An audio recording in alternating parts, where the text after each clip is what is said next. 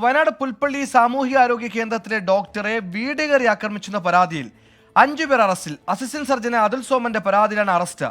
കഴിഞ്ഞ ഞായറാഴ്ചയായിരുന്നു കേസിന് ആസ്പദമായ സംഭവം.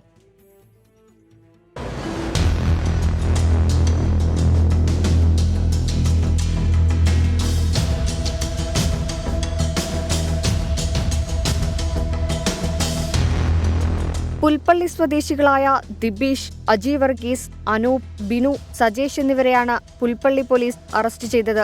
കഴിഞ്ഞ ഞായറാഴ്ച രാത്രി 9:15 സാമൂഹികാരോഗ്യ കേന്ദ്രത്തിലെ ജീവനക്കാർക്കുള്ള ക്വാർട്ടേഴ്സിൽ അതിക്രമിച്ചു കയറി ഡോക്ടർ അതുൽ സോമനെ ആക്രമിച്ചെന്നാണ് പരാതി. മദ്യലഹരിയിലായ ഒരു സംഘം ആളുകൾ ക്വാർട്ടേഴ്സിന്റെ വാതിൽ തള്ളിത്തുറന്നകത്ത് കയറി. കൂട്ടത്തിൽ ഒരാളെ പരിശോധിച്ച് ഇന്റിമേഷൻ പോലീസ് സ്റ്റേഷനിലേക്ക് നൽകണമെന്നാവശ്യപ്പെട്ടു. താൻ അവധിയാണെന്ന് ഡോക്ടർ അറിയിച്ചു.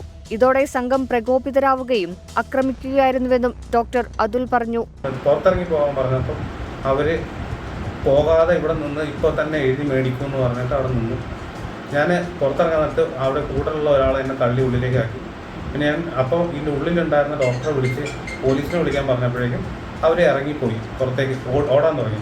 ഡോക്ടറെ ആക്രമിച്ചവർക്കെതിരെ ശക്തമായ നടപടിയെടുക്കണമെന്നാവശ്യപ്പെട്ട് സ്റ്റാഫ് കൗൺസിലിന്റെ നേതൃത്വത്തിൽ പ്രതിഷേധം നടത്തി. പ്രതികളെ കോടതിയിൽ ഹാജരാക്കി.